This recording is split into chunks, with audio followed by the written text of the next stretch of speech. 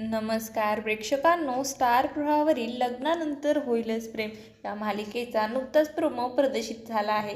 या प्रोमोमध्ये असं दाखवण्यात आलं आहे की रम्या ही बहिणीत भांडणं लावायचं काम करत असते।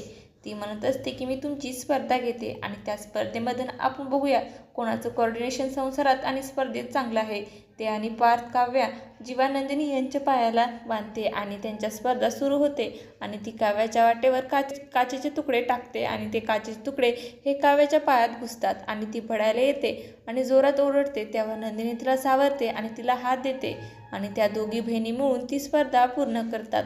आणि स्पर्धा पूर्ण झाल्यानंतर नंदिनी ही काव्याला म्हणते की मी आपल्या नात्यामध्ये कधीही स्पर्धा होऊन देणार नाही आणि काव्या बोलते कोणाला एकटं पडून देणार नाही आणि कोणाला मागे देखील सोडणार नाही।